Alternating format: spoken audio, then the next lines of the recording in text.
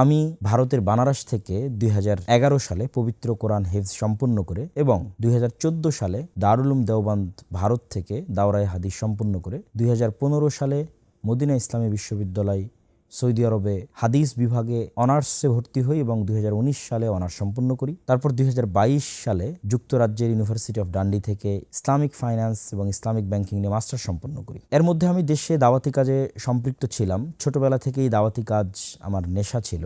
Cycle নিয়ে আশেপাশের বিভিন্ন গ্রামে ক্লাস 7 এবং 8-এ থাকতেই দাওয়াতি সফর দেওয়ার আশেপাশের বিভিন্ন মসজিদে আমার অভ্যাস ছিল। আজকে যেখানে আল জামিয়া সালাফিয়া ডাঙ্গিপাড়া পবা রাজশাহী গড়ে উঠেছে, এই গ্রামের মসজিদেও আমি বহুবার সাইকেল নিয়ে দাওয়াতি কাজ করতে এসেছি। তারই ধারাবাহিকতায় মদিনা ইসলামী বিশ্ববিদ্যালয় থেকে অনার্স শেষ করে এসে 2020 সালের 25শে ফেব্রুয়ারি আমি প্রথম এই দাওয়া ইলাল্লাহর ভিত্তিপ্রস্তর স্থাপনের লক্ষ্যে মসজিদ ভিত্তিক দাওয়াতি সফর শুরু করি। প্রথম দাওয়াতি সফর ছিল গোমস্তাপুর নয়াদিয়াড়ির একটি মসজিদে। এই দাওয়াতি সফরের ধারাবাহিকতায় আমি একটানা রাজশাহী, চাঁপাইনবাবগঞ্জ, জয়পুরহাট এবং বগুড়ার 40টি মসজিদে দাওয়াতি সফর দিই। এই দাওয়াতি সফরগুলো ছিল সম্পূর্ণ ফি সাবিলিল্লাহ, গতানুগতিক জালসা বা সম্মেলনের হাদিয়া ভিত্তিক নয়, বরং সম্পূর্ণরূপে নিজের খরচে আল্লাহ সুবহানাহু ওয়া তাআলার সন্তুষ্টির জন্য দাওয়াতের ফিল্ড যাচাইয়ের লক্ষ্যে, যে দেশের সাধারণ মানুষের সাথে মেশা এবং তাদের অবস্থা অবলোকন করা এবং সেখান থেকে শিখে দাওয়াতি কাজ শুরু করা। এই 40টি মসজিদে দাওয়াতি সফর করতে গিয়ে আমি দেখলাম উত্তরবঙ্গের অসংখ্য মসজিদে মক্তব নাই। এই মক্তব না থাকাটা আমাকে এত ব্যথিত করে যে আমি চিন্তা করি যে আমাদের দেশের সকল মাদ্রাসায় জরিপ বলে, পরিসংখ্যান বলে, সারা দেশের যত স্টুডেন্ট আছে তার মাত্র 2% মাদ্রাসায় আসে আর 98% স্কুলে যায়। তাহলে ওই 98% ছাত্রকে আমি দিন শিখাবো কোথায়? শতভাগ মুসলমানের সন্তানকে আমি দিন শিখাবো কোথায়? মসজিদই একমাত্র সেই রাস্তা যেখানে শতভাগ মুসলমানের সন্তানকে দিন শিখানো সম্ভব, যদি মসজিদকে শিক্ষা কেন্দ্রে পরিণত করা যায়। এমনও মসজিদ আমি সফর করেছি যেই মসজিদে টাইলস আছে, এসি আছে, কিন্তু কোরআন শিক্ষার ব্যবস্থা নেই।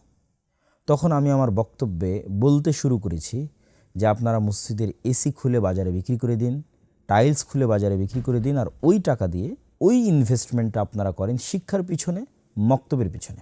আলহামদুলিল্লাহ, এই দাওয়াত নিয়ে আমি আরও 2 শতাধিক মসজিদ সফর করি এবং ইন টোটাল প্রায় 300 মসজিদে ফি সাবিলিল্লাহ সফরের মাধ্যমে আমাদের এই মক্তব কার্যক্রমের যাত্রা শুরু হয়। আমরা যখন মানুষকে মক্তব শুরু করার জন্য উদাত্ত আহ্বান জানাতে থাকলাম, তখন দেখা গেল মক্তবের নিজস্ব কোনো সিলেবাস নাই, কোনো ট্রেনিং ব্যবস্থা নাই।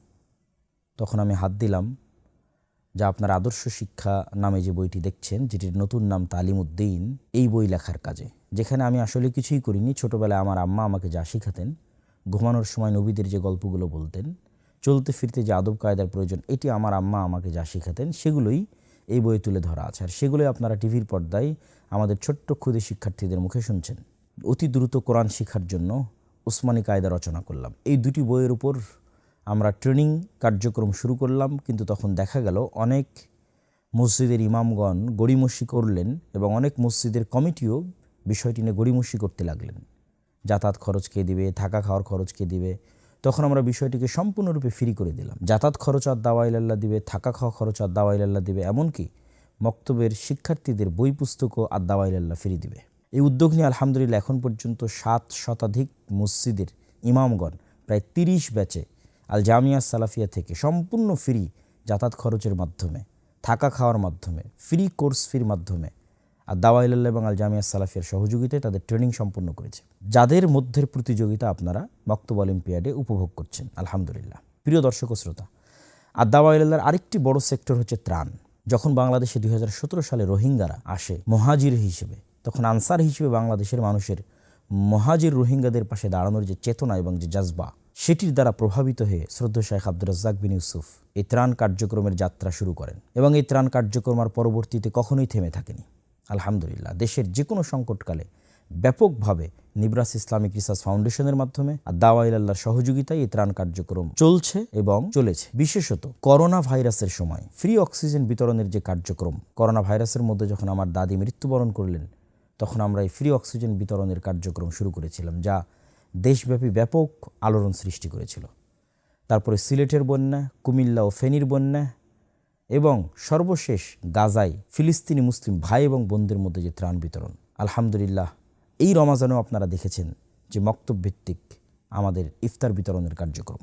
এখন এই ত্রাণ বিতরণ কার্যক্রমের দায়িত্ব এবং দেখভাল করছে আব্দুর রহিম বিন আব্দুর রাজ্জাক, যে মিশর আল আজহার বিশ্ববিদ্যালয় থেকে অনার্স এবং মাস্টার্স সম্পূর্ণ করে এখন এমফিল গবেষণায় অধ্যয়নরত রয়েছে এবং মক্তব অলিম্পিয়াডে বিচারক হিসেবে দায়িত্ব পালন করেছে, যা আপনারা দেখেছেন।